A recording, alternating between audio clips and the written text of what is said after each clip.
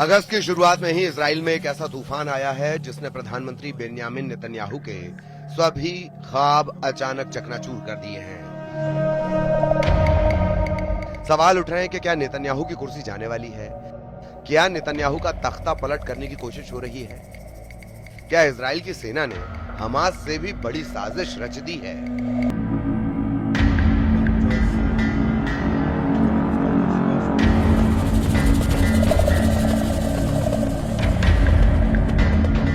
इन सवालों के साथ इस वक्त इजराइल में सबसे ज्यादा चर्चा हमास की नहीं, गजा के ग्राउंड ऑपरेशन में मरने वाले इजरायली सैनिकों की नहीं, न ही ईरान और उसकी बहुत ही खतरनाक मिसाइलों की हो रही है। इस वक्त इजराइल में बेन्यामिन नेतन्याहू के बेटे याइर नेतन्याहू हर तरफ वायरल हैं और उनकी वजह से कहा जा रहा है कि इजराइल के प्रधानमंत्री बेन्यामिन नेतन्याहू और इजराइल की सेना आमने सामने आ चुकी है। इजराइल के commander in chief lieutenant general यार जमीर पर बेन्यामिन नेतन्याहू के बेटे याइर नेतन्याहू ने बहुत बड़ा इल्जाम लगा दिया है।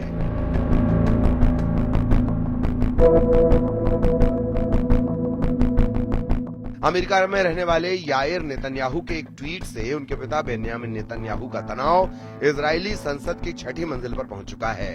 हिब्रू भाषा में किए गए इस ट्वीट में क्या लिखा है, बहुत गौर से समझिएगा।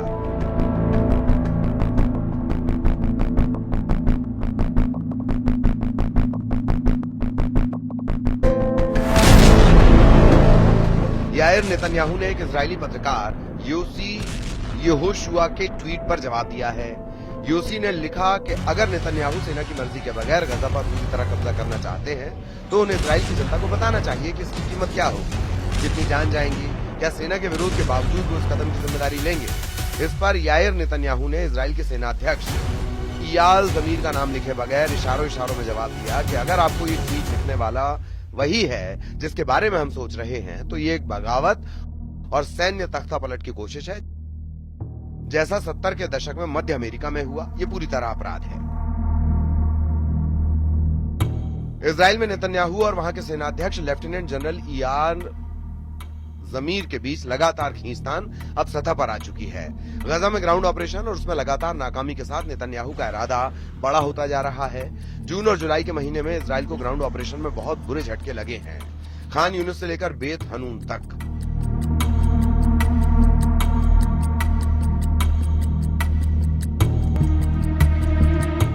इजराइल के कई कमांडो मारे गए, लेकिन 650 दिन के इस युद्ध को और तेज करने का नेतन्याहू का इरादा अटल है। उधर इजराइल के पीएम नेतन्याहू का कहना है कि गजा में दुश्मन को पूरी तरह से हराना, सभी बंधकों को रिहा कराना और सुनिश्चित करना कि आगे गजा इजराइल के लिए खतरा ना रहे। हम इसमें कोई लक्ष्य नहीं छोड़ेंगे, हम अपने सैनिकों की कुर्बानी के जरिए इसे पूरा करेंगे। नेतन्याहू अब गजा पर पूरी तरह कंट्रोल चाहते हैं, या कहें कि 100% कब्जा चाहते हैं। वो हमास को पूरी तरह खत्म करना चाहते हैं, अब तक तमाम नाकामी के बावजूद पूरी तरह कुचल देना चाहते हैं। लेकिन ग्राउंड ऑपरेशन को लेकर इजराइल के सेनाध्यक्ष इयाल जमीर और ज्यादा सावधानी बरतना चाहते हैं, रणनीति बदलना चाहते हैं ताकि कम लोगों की जान जाए और सेना के संसाधन के हिसाब से ऑपरेशन हो। जनरल जमीर राजनीतिक दबाव में ऑपरेशन नहीं करना चाहते, यानी नेतन्याहू और जनरल जमीर अब गजा में ऑपरेशन को लेकर पूरी तरह आमने सामने आ चुके हैं। ये टकराव इजराइल में सेना और सरकार के बीच सबसे खतरनाक टक्कर मानी जा रही है। इजराइल के सेनाध्यक्ष लेफ्टिनेंट जनरल जमीर अब गजा में लंबे ऑपरेशन के नतीजों को लेकर सरकार से साफ रुख चाहते हैं, क्योंकि 650 दिनों की इस जंग में अब तक इजराइल की कामयाबी पर कई धब्बे लगे हुए हैं।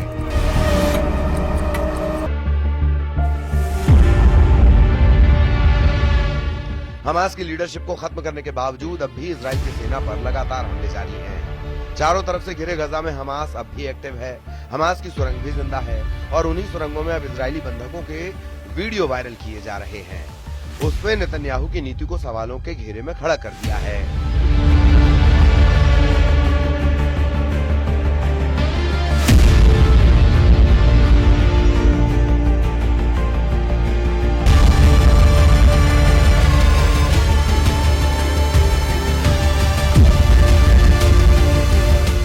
जनरल जमीर ने चेतावनी दी है कि गजा पर 100% कब्जे की कोशिश से वहां बचे हुए बंधकों की जान खतरे में पड़ जाएगी। जनरल जमीर का मानना है कि नेतन्याहू का बिग गाजा प्लान शुरू किया गया तो इजराइल की सेना एक थकाऊ युद्ध में उलझ जाएगी।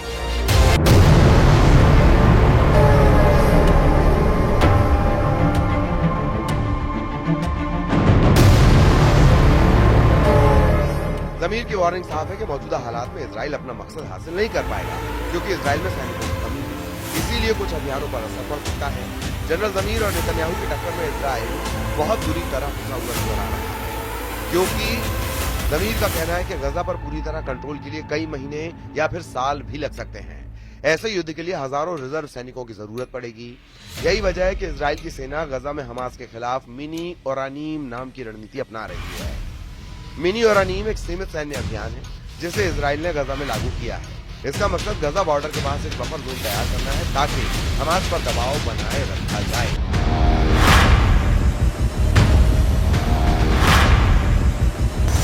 और बंधकों की रिहाई या किसी बेहतर समझौते की दिशा में आगे बढ़ा जा सके। अभी 75% गजा पर इजरायली सेना का कब्जा है, जबकि दक्षिण में कुछ हिस्से अब बचे हुए हैं जहां फिलिस्तीन के लोग सिमट कर रह गए हैं। लाखों लोग गजा के कोने में हैं और उनके सामने खाने पीने की दिक्कत बढ़ती जा रही है। उन तक अरब देशों से भेजी जा रही मदद भी नहीं पहुंच रही, लिहाजा आसमान से कुछ हद तक सप्लाई पैराशूट से गिराई गई है, जबकि जमीन के रास्ते अब भी खाना नहीं पहुंच रहा, क्योंकि इजरायली सेना का ब्लॉकेड बरकरार है।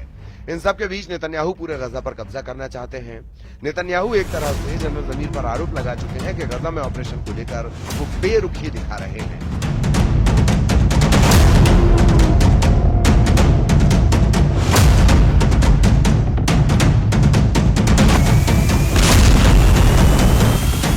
या फिर रणनीति में ढील दे रहे हैं, जबकि जनरल जमीर ने ऐसे संकेत दिए हैं कि सेना को बड़े फैसले लेते वक्त राजनीतिक दबाव में नहीं आना चाहिए। अब इसकी वजह से इजराइल में ये पिक्चर साफ हो रही है कि वहां सरकार और सेना गजा में ऑपरेशन को लेकर एक प्लेटफॉर्म पर नहीं है। अब तक हमास और इजराइल के युद्ध में नेतन्याहू ने फ्रंट फुट पर जाकर फैसले लिए हैं। हमास को खत्म करने के इरादे से पूरे गजा को मिट्टी में तब्दील किया है। इजराइल के ऑपरेशन में 60,000 से ज्यादा लोगों की मौत हो चुकी है। रोजाना 28 बच्चों की जान जा रही है और बमबारी की वजह से 1.5 लाख से ज्यादा लोग घायल हैं। जबकि गजा में मेडिकल सुविधाओं का इतना बुरा हाल है कि अस्पताल में न इलाज के लिए दवाएं हैं, न ही उनको भर्ती करने के लिए कोई जगह। नर्सिंग स्टाफ को भी कई बार टारगेट किया जा चुका है। इजराइल में अंदरूनी रूप से हाहाकार मचा है। संसद से लेकर नेतन्याहू के दफ्तर तक कोहराम मचा हुआ है। सवाल उठ रहा है कि गजा में हमास के अलावा इजराइल को सबसे बड़ी चोट किसने पहुंचाई है? क्या ईरान की मिसाइलों ने इजराइल को नुकसान पहुंचाया? क्या हमास के खिलाफ चल रहे ग्राउंड ऑपरेशन ने इजराइल को झटके दिए? नेतन्याहू का सबसे बड़ा दुश्मन कौन साबित हुआ? गजा, वेस्ट बैंक, मस्जिद अल अक्सा? किस जगह नेतन्याहू को सबसे बड़ी गहरी चोट पहुंचाई जा रही है? देखा जाए तो नेतन्याहू के लिए चैलेंज बढ़ता जा रहा है। गजा में ग्राउंड ऑपरेशन को लेकर इजराइल के अधिकारी नेतन्याहू के फैसलों पर सवाल उठा रहे हैं। पिछले कुछ महीनों में नेतन्याहू कैसे अपने घर में गिरे, उसे समझने की जरूरत है।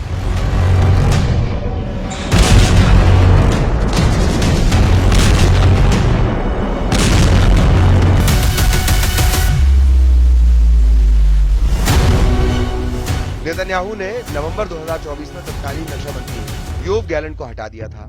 इसके बाद जनरल जमीर से पहले आईडीएफ चीफ रहे हर्जी हलेवी ने मार्च 2025 में इस्तीफा दिया था। नेतन्याहू आंतरिक खुफिया एजेंसी शिन बेत के प्रमुख रॉनन बार को हटाना चाहते थे, लेकिन कोर्ट ने इस पर रोक लगा दी। लेकिन नेतन्याहू के 2 कट्टरपंथी सहयोगी वित्त मंत्री बेजालेल एम्स्टोरिच और राष्ट्रीय सुरक्षा मंत्री इतमार बेन गुविर अब गजा का इजराइल में विलय करने की मांग कर रहे हैं। वो वहां इजरायली बस्ती बसाना चाहते हैं। इजराइल के सिक्योरिटी मिनिस्टर ने कह दिया है कि पूरा गजा अब इजराइल में मिला लिया जाएगा, लेकिन क्या ये इतना आसान है? वैसे गजा को लेकर नेतन्याहू पर पड़ रहा दबाव और व्हाइट हाउस में भी देखा जा सकता है। हमास को लेकर अमेरिका का गुस्सा और तेजी से भड़क गया है। अमेरिका के राष्ट्रपति डोनाल्ड ट्रंप ने कहा है कि हमास शांति नहीं चाहता बल्कि मरना चाहता है। इसीलिए अब वक्त आ गया कि इजराइल हमास का पूरी तरह सफाया कर दे। ट्रंप का बयान ऐसे वक्त आया है जब अमेरिका गजा में मध्यस्थता से अलग हो चुका है। गजा में हमास के पास अब भी 20 से ज्यादा ऐसे बंधक हैं जिनकी जिंदगी अब मौत से बचाने वाली एक नोक पर ठहरी हुई है। इनमें से एक है इजरायली बंधक एव्यातार डेविड, जिसका वीडियो हमास ने जारी किया। इस वीडियो में उसे अपनी कब्र खोदते हुए देखा जा सकता है।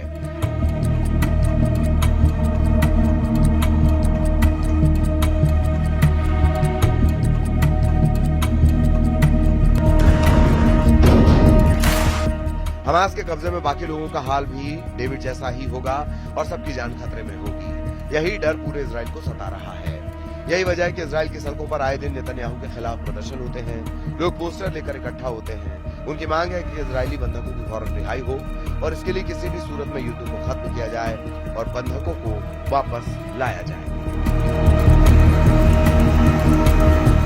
7 अक्टूबर को हमास के हमले के दौरान 251 इजरायली बंधक बनाए गए थे। इस वक्त हमास के कब्जे में 22 बंधक बाकी हैं। तेल अवीव में एब्यातार डेविड के पोस्टर लेकर हजारों लोग प्रदर्शन करने उतरे। ऐसी तस्वीरों से ज्यादा नेतन्याहू को अब इजराइल के सेनाध्यक्ष तनाव दे रहे हैं, क्योंकि जो एक्शन नेतन्याहू चाहते हैं उस पर इजराइल की सेना राजी नजर नहीं आ रही। जब से नेतन्याहू के बेटे ने जनरल जमीर पर गंभीर आरोप लगाते हुए ट्वीट किया है, तब से सवाल उठ रहे हैं कि क्या इजराइल में नेतन्याहू की कुर्सी जाने वाली है? क्या नेतन्याहू का तख्ता पलट करने की कोशिश हो रही है? क्या इजराइल की सेना ने हमास से भी बड़ी साजिश रच दी है?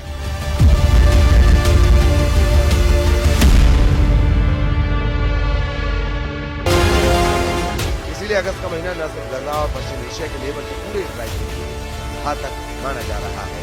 खासकर नेतन्याहू के राजनीतिक करियर के सामने अब इजराइल के जनरल जमीर बारूद से नजर आ रहे हैं।